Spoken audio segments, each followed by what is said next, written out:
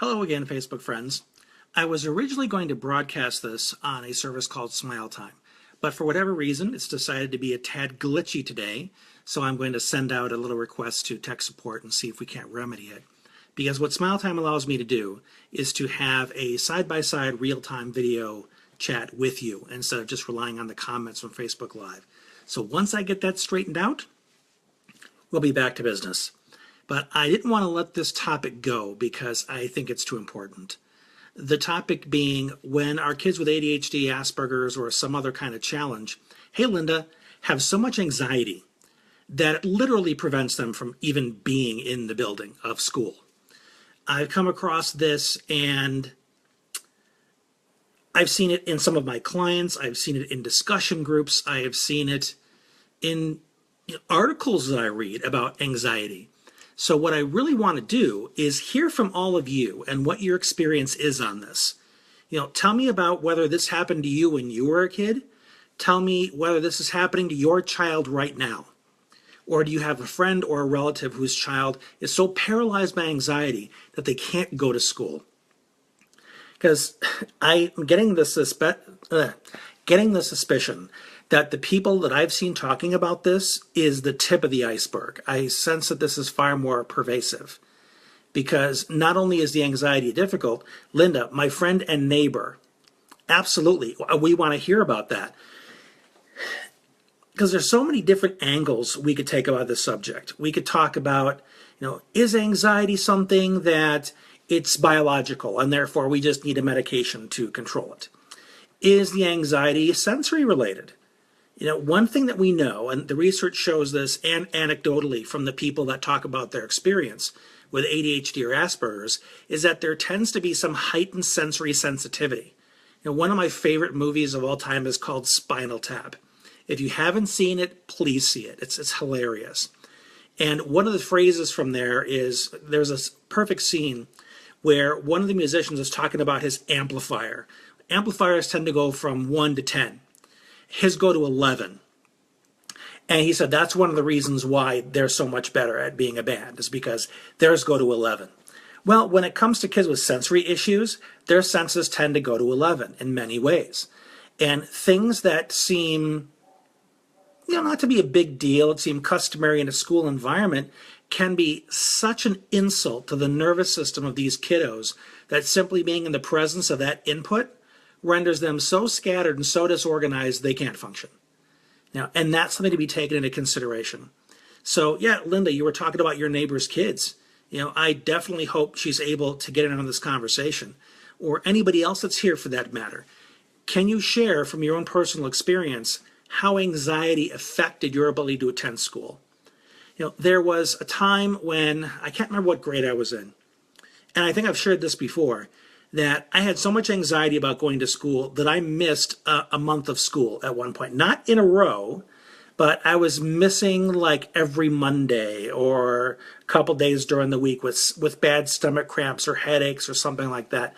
And now looking back, and I'm sure this seems pretty common sense to you, but what was so special about Monday? Well, Monday was like, okay, I'm completely dry, I rebooted from the weekend, and I'm going to jump right into the deep end of the pool. To me, that seemed to be too much. My son Aiden, who's now 14, had a similar challenge, where he would have a meltdown on Sunday night because he knew the next day he'd have to be going to school again. And since then, we have identified a lot of his challenges. He's had a lot of OT and speech therapy over the years that have really helped him be able to manage the school environment, so much so that he's now a freshman in high school and looks forward to going to school. Talk about night and day. So these are things that can be managed with the right strategy. Now, Linda, you said that your neighbor's kids have missed a whole year, very complicated. Well, man, we need to find out what's going on. We need to find out what's at the root of this, because unfortunately we live in a world today where the first step is often to throw a pill at something. Oh, your child is anxious. Well, here's a medication that works really well. Okay, but what if the anxiety isn't the problem? What if the anxiety is a symptom? And there are bigger things happening here, and those are the problems that we need to address. Phoebe, you said you never had anxiety going to school. Your dad was an elementary teacher. So school was like an extension of home. You did have anxiety when your mom would take you out to special events because you never knew what to expect. So uncertainty. Uncertainty can be a really big deal because it's almost like walking into a dark cave. You don't know where the end is. You don't know if the bottom's going to fall out. You just don't know what to expect. And that uncertainty can be terrifying. So that can be one aspect of it. One of the things that's helpful about schools is that they tend to be pretty regimented, unless you have a teacher that would have been like me and is totally scattered and is always changing and forgetting things. That can make it uncomfortable. But Phoebe, it's wonderful that you had your dad available to you to kind of create a bridge between home and school so that there didn't turn out to be too much difference between the two. So, Linda, do you have any experience other than the neighbor's kids in terms of anxiety and how it impacts? Kayla, hey, how you doing? Logan's anxiety, that's her little boy. Logan's anxiety stems from his social skills. He's afraid of failure and being made fun of for failing. Hallelujah, that's a big one. And that's what it turned out to be the case for me, is I had strong Asperger's traits. We know I have the ADHD. So being in that environment, it's simply, and this is one of the big takeaways I want you to have for this conversation, is that there was a poor fit between me and the school. So think of the school and you as two puzzle pieces. And if you are matched, it'll fit so seamlessly that you'll barely notice there's any difference. But if there's a mismatch, there's always a gap, okay? Because they don't fit quite well. So maybe there's a gap here, there's a gap there, and you need to be able to identify those gaps and do what you can to fill those in so that it's a more seamless match. Because as long as those gaps exist, there are going to be problems. It could be a gap in learning style. The teacher likes to use a lot of visuals. Your kid's auditory. The kids on the playground are very kinesthetic. They want to move. They want to shoot baskets and play those games. But your kid is much more sedentary and wants to read or wants to play a board game or something like that. My Aiden can do wonderful things and have a lengthy conversation if he's playing Monopoly. If you want him to shoot hoops, he's staying out of it. He's clumsy like his good old father here. So those mismatches are critical to know. And pushing a child, just go in there, try and be a part of the game. Ask the kids to show you how to play ball. That may not fly. You may not have the processing speed to keep up with it. You may not have the attention span to keep up with it. And you might just not have the motor coordination. So pushing your kid out there and say, oh, you got to, go out there and join the other kids. That is probably a recipe for disaster. Now, Phoebe added, your mom would tell you a week ahead of time that she was taking you, but by the day of the event, you would have forgotten. Okay, so that's a big thing there too. So it would then feel like a surprise because you forgot it. With my working memory, if I don't put it on my calendar, you might as well have forgotten you ever told me. That is a big thing, Phoebe, and that's a mismatch that hopefully you're able to fill with your own kids and with other people. That your ability to retain agreements or appointments is not there. So you need to schedule it and maybe even make some notes to yourself that this is who I talked to on this day, this is what we agreed to, and so on. Because you'll put it on the calendar, and if your memory is really lousy, you may forget why it's even there. So you might say, oh man, I'm supposed to go meet this person for lunch. Why? Or who is this person again? How do I know this person? The more details, the better. And in things like Google Calendar, you can explain all this. You have wonderful room for notes. Now, Linda, you put sometimes you rely on home-based tutoring, alternative school in severe cases. That's something I want to discuss as well. Thanks for putting that out there, Linda. Kathy said that you read an article about pandas. And we're not talking about the cute fuzzy things from China. We're talking about a global disorder, an immune problem that is, I think it's caused from a specific kind of virus. Yeah, school problems were listed in that too, because what pandas can do is it can mimic Asperger's because it affects so many systems in the body. But it's not Asperger's. And I don't know what kind of tests exist for it, but my understanding is that it can be diagnosed and it can be treated. It's something that's relatively new, and new in that it's finally getting discussed on a broader scale. So if you suspect that your child may have something like that, something autoimmune, then by all means go and research pandas and see what you can find out about it. Hey Mel, happy birthday. Melanie just joined in too, and it's her birthday today, so wish Melanie happy birthday. So let me get into alternative schools a little bit. Kayla, your husband is dyslexic. We need to talk about that. In high school, he played basketball. He hated school because he struggled in reading. Yeah, see, things like that. I didn't know about my difficulties with reading, with attention.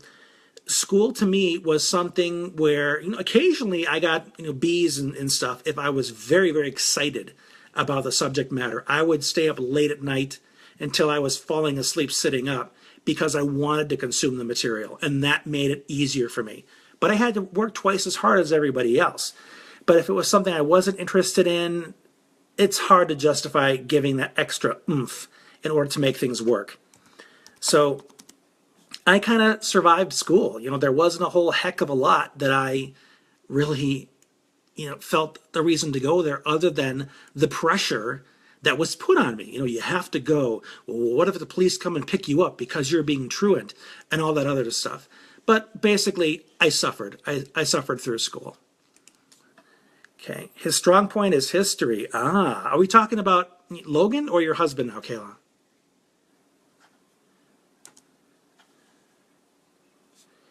Because one thing that's cool about history is its facts. There's not a whole lot of narrative. Yeah, Phoebe, you're starting to think that you have auditory dyslexia. No, dyslexia is a problem of reading.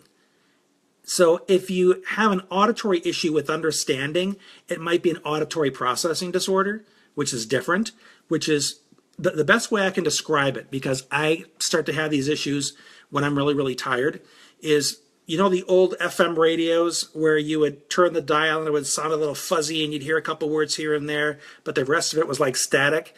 That's what an auditory processing disorder can be like. So you're sitting there talking to somebody, their lips are moving, you should be understanding what they're saying, but for some reason it sounds like a bad reception over a radio. And there are some accommodations that you can look at. Go ahead and research auditory processing disorder, diagnosis and interventions, and you can get some ideas from there. But one of the things that helps me when I'm tired is I ask the person to slow down. I repeat to clarify what I heard. This is what I heard you say. And then ask them to kind of fill in the gaps. There's a lot that can be done there, but it's a longer conversation, which you and I can have, and it really needs to be customized to the student.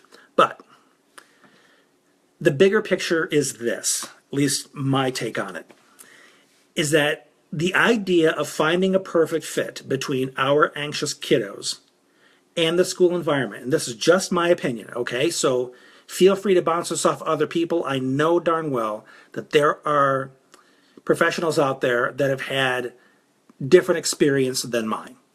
But what I've experienced from my own kids, from certain professionals I've talked to, friends that are speech paths and occupational therapies, that the way the school system is set up simply is not going to work for our kids.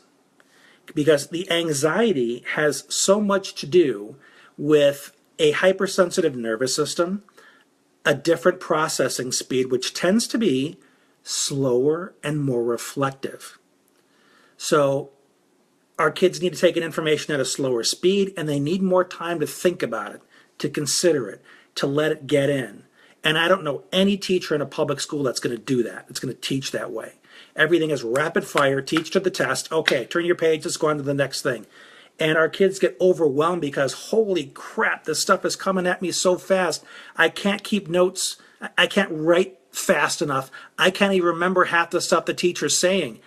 And this is stuff that is normal for their nervous system. for how their nervous system works. And what happens when they have these problems?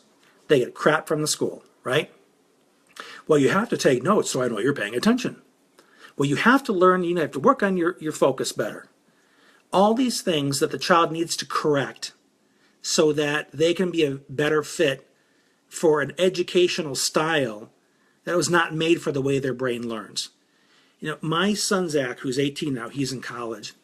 He and I have been having deep philosophical conversations for probably since he was 11. Because when he's given the opportunity to research things at his speed, to think about them, to let them sink in, he's living in a much bigger reality than a lot of other kids his age. In fact, when I was in high school, I remember one of the kids named me Junior Philosopher. I was always asking the big questions, and I still do it.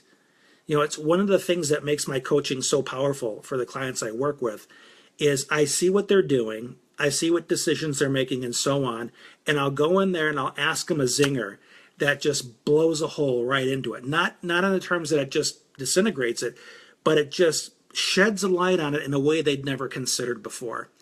And that's because of just the unique way my brain processes the world. And this is something that our kiddos struggle with too. So what's the solution here? Well, let me check in here with some of the comments. Kathy, can you get static in your eyesight also? Well, there is visual processing problems. I don't know how it may look in terms of static. I know that because in my sense, my visual processing and auditory processing happen at different speeds.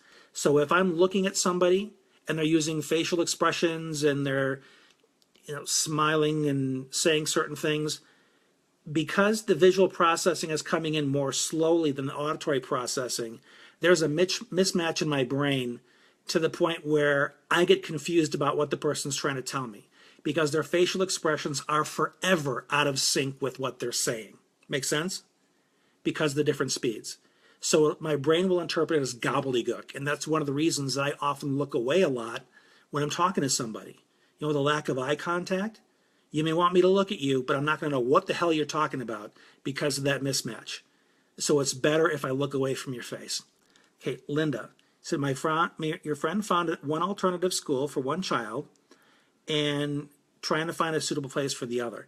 And so much of finding those alternatives is first knowing what the gap is. What's the mismatch between your child and the school environment so that this other environment can be a much better fit.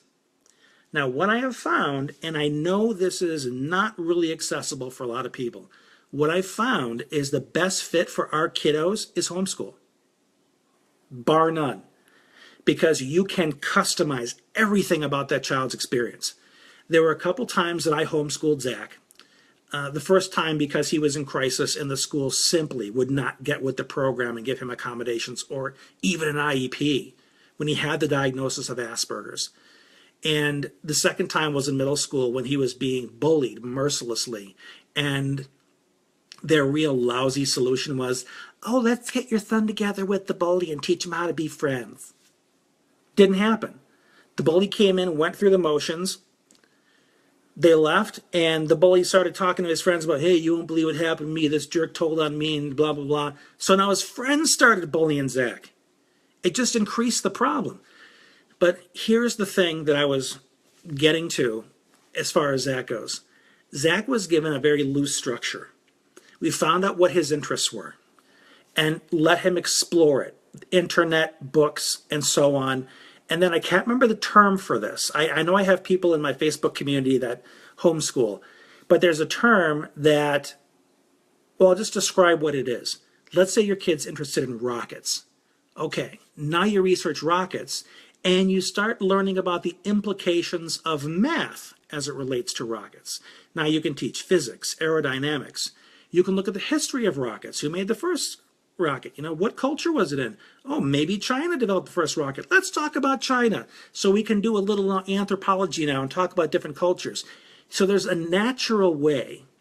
Montessori, maybe Phoebe. I know that there's a specific term for doing it that way, starting with a special interest and then seeing all the connections. And I did that with Zach. I took him on field trips when I was able to. I would discuss with him the things he was learning. And it was amazing how much he was picking up. So much so that when he decided to return to regular school, he was ahead of everybody else in his class. Hello? And there are some parents that think, well, homeschooling is not the same. They don't get the same benefit because, they're not doing it the same way. Good. They're doing it in a way that actually helps them learn. They're doing it in a way that jives for their brain. School is not the end-all, be-all in terms of how our kids need to be educated. It's school. One thing that I have heard people say, and they don't like it when I give them this answer, especially if they're an educator, is they'll say, well, your child has to go to school. We have to prepare them for the real world. I said, this is not the real world. This is school. When you go out there in the rest of the world where you're expected to innovate and be creative and be resourceful, how does that match environment where they're being put in rows, told to sit still, be quiet, do what the teacher says, don't talk to your neighbor? Where else does this happen? It doesn't. The real world is not something you can succeed in if you think that school is the way that the real world works.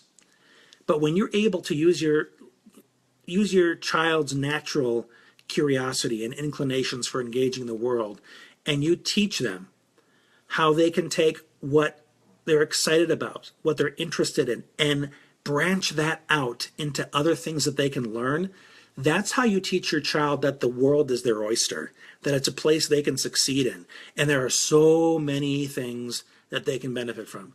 Yeah, Linda, Kirk Martin. Kirk Martin's another guy. He's a father, and he has built many trainings around working with his son, Casey.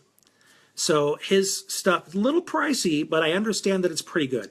So go ahead and check out the Kirk Martin stuff as well if you want some other resources. And as I mentioned in my videos is, I do this for a living. I coach parents on how to make all this stuff work, how to really get to know what works for their kids, what doesn't, and how to create that fit in their life so that your kids can be successful. And a lot of the solutions are outside the box and unconventional because convention doesn't work. Our kids are innovators. They are specialists. They were born outside the box in many ways to show us that the box needs to be gotten rid of. The box needs to be rethought. It needs to be torn down and built again.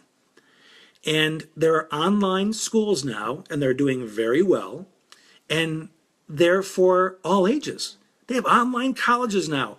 A lot of colleges, more and more, are creating online curriculum, not only for the person with the busy lifestyle, but for kiddos like ours that can't stand to be on campus.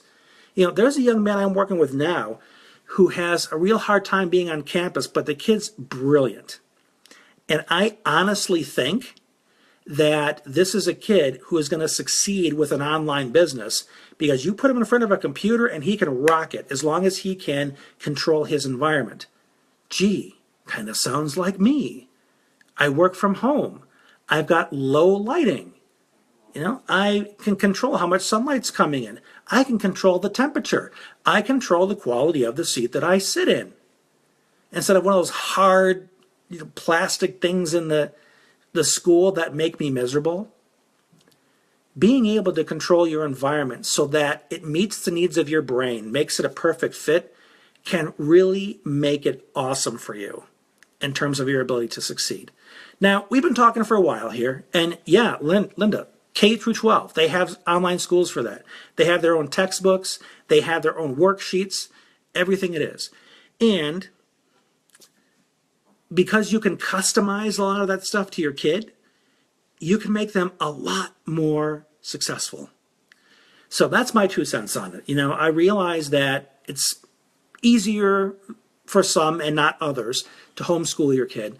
But even if your child is going to school because you believe that that's pretty much the only choice that's available to you, there are still ways to work with your child to make education less painful. And that's one of the things that I can absolutely help you with if that's something you want to discuss. Now, I've thrown a lot out there. I know that there are probably a lot of questions about how to handle all this anxiety, how to create the best fit possible between your child and the school. or how to homeschool your child. So reach out to me if you have these questions. Send me a private message. We'll set up a time to talk, and I'll help you as best I can. So I hope this was useful, and I hope Smile Time can get things, working again on my end, so that next time I broadcast about a topic, one of you or more of you can actually hop on with video, and we'll talk with each other in real time. So until then, thank you for watching. Please share with anybody you think can benefit from this, and I'll see you again soon.